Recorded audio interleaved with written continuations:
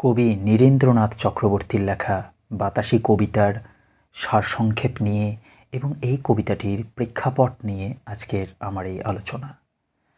প্রথমেই এই কবিতাটির আলোচনা প্রসঙ্গটি তুলে ধরার জন্য আমি যে টপিকটি বলবো সেটি হচ্ছে প্রত্যেক মানুষের জীবনে একটি চেতন স্তর আর একটি অবচেতন স্তর থাকে।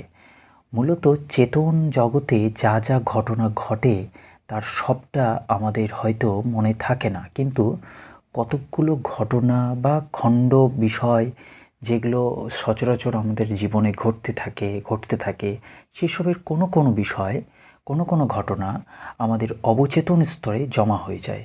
সেগুলো কি হয়, অনেক দিন পর, অনেকগুলো সময় পার করে দেওয়ার পর হঠাৎ করে সেই ধরনের বিষয়গুলো, সেই ধরনের কথাগুলো আমাদের মনের মধ্যে জেগে ওঠে। তখন একজন কবি কী করেন, আমাদের মতো সাধারণ মানুষরা হয়তো সেই সব বিষয় নিয়ে ভাবেন, কিন্তু কবিরা সেই সব বিষয়কে কেন্দ্র করে কোনো না কোনো কবিতার রূপদান করে দেয়। এই রকমটাই ঘটেছে কবি নীরেন্দ্রনাথ চক্রবর্তীর জীবনেও। কবি নীরেন্দ্রনাথ চক্রবর্তী একদিন বাসে করে চলে যাচ্ছেন, হঠাৎ করে দেখছেন যে রাস্তায় একজন লোক তার বাবরি চুল, অর্থাৎ বেশ ঝাঁকড়া চুল উড়িয়ে ছুটছে আর মুখে বলতে বলতে যাচ্ছে বাতাসি বাতাসি, অর্থাৎ বাতাসি বাতাসি বলে চিৎকার করে যেন কোনো এক বাতাসি নামক মেয়েকে সে যেন খুঁজছে। তো এই বিষয়টা যে মুহূর্তে দেখলেন বাস থেকে কবি নীরেন্দ্রনাথ চক্রবর্তী, সেই মুহূর্তেই সেই বিষয়টা কিন্তু কবির মাথার ভিতরে ঢুকে গেল। তিনি তখন ভাবতে থাকলেন যে কে এই বাতাসি, আর কেনই বা লোকটা তাকে ওভাবে খুঁজছে। আচ্ছা, খুঁজে পেলে কি করবে তাকে? সেই মেয়েটির বুকে কি ছোরা বসিয়ে দেবে, নাকি মাথা রাখবে তার পায়ে? এরকম বিষয় কিন্তু কবি মনের জগতে বা নিজের ভাবনা চিন্তার মধ্যে কিন্তু আসতে থাকে। কিন্তু যাই হোক, এই সব প্রশ্নের তো সমাধান পাওয়া যায় না। অনেক বিষয় আমাদের কাছে প্রশ্নের মধ্যেই থেকে যায়, খণ্ডচিত্র হয়ে থেকে যায়, সেগুলোর পরিণাম আমরা জানতে পারি না।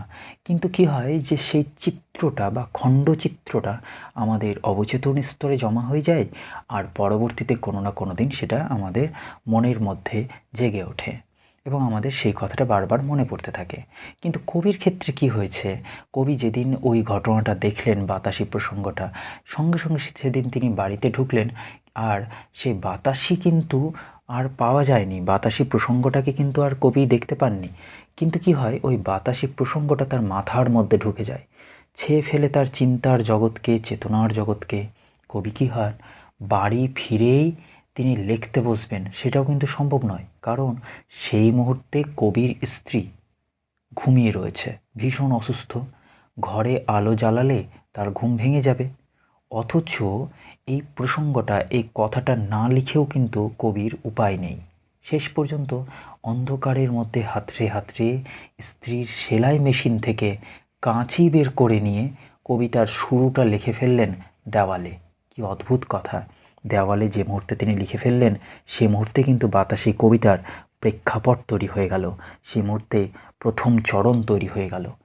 এরপরে সেই বিষয়টিকে কেন্দ্র করে অলংকার দিয়ে অথবা অলংকার বর্জিত অবস্থাতেই ধীরে ধীরে কবিতার রূপদান পেল, এবং বাতাসির মতো আরও 2টি প্রসঙ্গ এই কবিতার মধ্যে ঢুকে গেল, যেগুলো কবি দেখেছেন বা শুনেছেন বা নিজের জগতে ঘটতে দেখেছেন, কিন্তু সেটার সম্পূর্ণ কথা তিনি জানতে পারেননি, কিন্তু সেটার ওই খণ্ডচিত্রগুলো কবিকে বারবার ভাবাচ্ছে।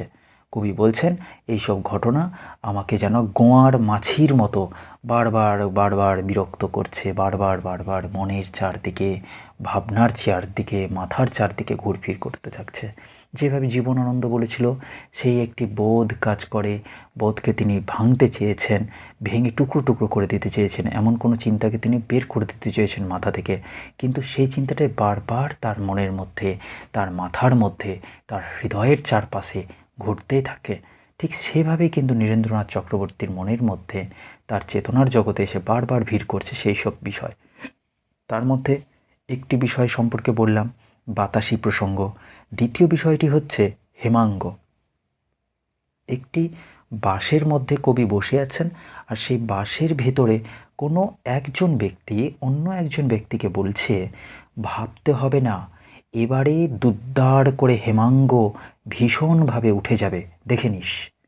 তা এই হেমাঙ্গটা কে, আর সে কোথায় উঠে যাবে, কেন উঠে যাবে, এসবের তো উত্তর পাওয়া যায় না, কিন্তু এই বিষয়টা কবির মনের মধ্যে গেঁথে যায়, যেটা পরবর্তীতে এই বাতাসি কবিতায় একটি প্রাসঙ্গিক বিষয় হয়ে উঠেছে।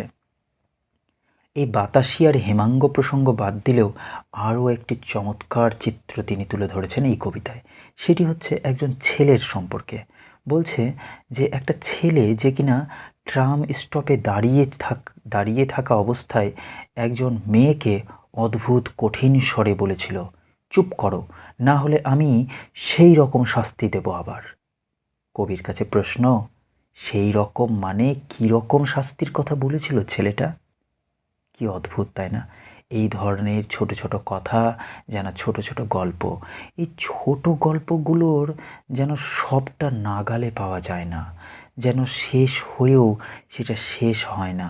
সেই গল্পের সবটা কিন্তু কবি নাগালে পান না, তাই জন্য তিনি শুধু এগুলো শুনে যেতে চান।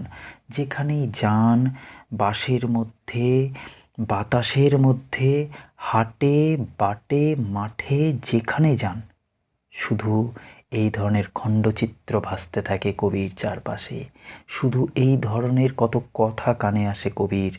আর কবি হঠাৎ কোনো এক ভুতুড়ে দুপুরে, অর্থাৎ বিষণ্ণ, অদ্ভুত, ভয়ানক যে কোনো প্রকারের অস্বস্তি অথবা স্বস্তিজনক দুপুরে, যেমনই হোক, দুপুরে হঠাৎ করে বসে থাকছেন আর কবির সেই অবচেতন মন থেকে উঁকি দিচ্ছে বাতাসি বাতাসি এই ধরনের কথা। অদ্ভুত। আসল কথা হলো যে এই ধরনের ঘটনা প্রত্যেকটি মানুষের জীবনে প্রতিনিয়ত ঘটে চলে, আমরা সেই সবকে তেমন গুরুত্ব দিই না, কিন্তু কবি সেই বিষয়গুলোকে গুরুত্ব দিয়েছেন। কবির একটি অন্য কবিতা প্রসঙ্গ নিয়ে আলোচনা করে তারপরে আমি এই কবিতাটির ব্যাখ্যাটা সবার সামনে তুলে ধরব। বিষয় হচ্ছে কবির একটি নীরেন্দ্রনাথ চক্রবর্তীর একটি কবিতা অমানুষ। এই অমানুষ কবিতায় একটি শিম্পাঞ্জির প্রসঙ্গ কবি কিন্তু এনেছেন। বলেছেন যে একটি শিম্পাঞ্জিকে কবি দেখেছেন ঝিলের কিনারে বসে দুঃখিতভাবে চুপ করে বসে থাকতে। তিনি দেখেছেন মানুষের মতো সে যেন হাঁটু গেড়ে বসে হাঁটুর ভিতরে মাথা গুজে বসেছিল। তাকে পাকা বাদাম, কাবলি ছোলা সব কিছু খেতে দিলেও সেই শিম্পাঞ্জিটার যেন কিসের একটা দুঃখ হয়েছিল।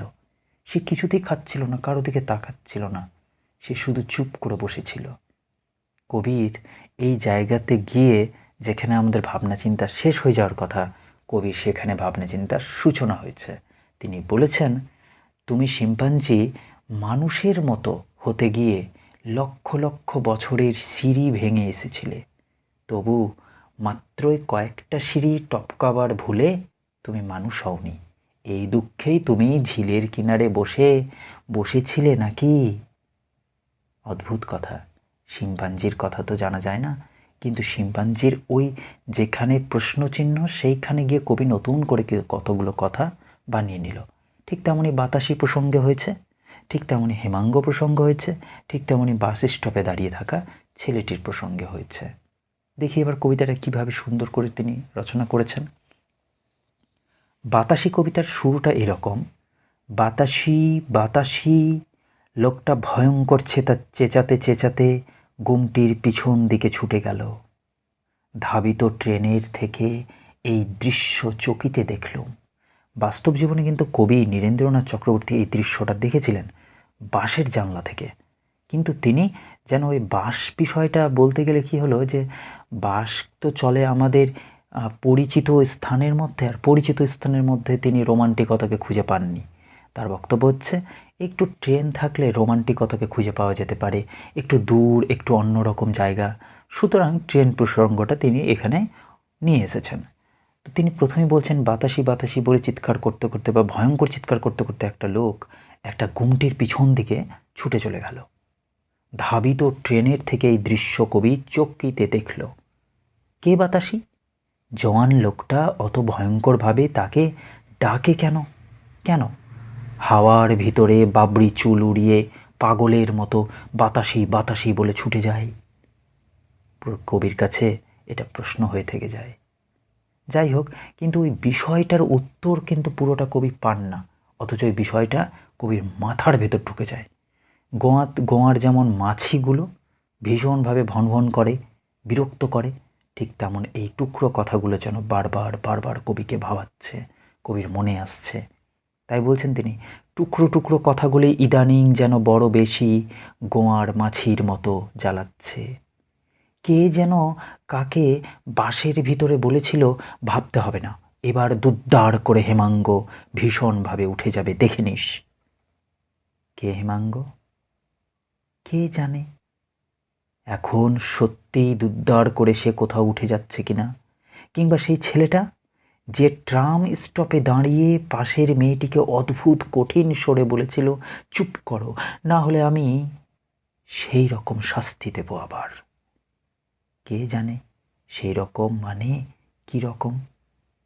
আমি ভেবে যাচ্ছি, ক্রমাগত ভেবে যাচ্ছি, তবু গল্পের সবটা যেন নাগালে পাচ্ছি না।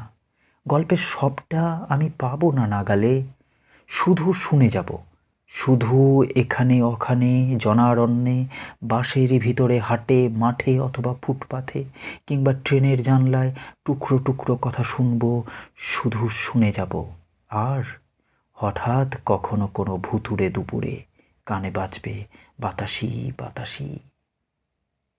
কবি নীরেন্দ্রনাথের একটি অসাধারণ কবিতা এই বাতাসি। কোনো অচেনা অদেখা বাতাসি কবির মনে যে জায়গা করে নিয়েছে, পুরো পৃথিবী জুড়ে তিনি তাকে খুঁজে বেড়াচ্ছেন যেন।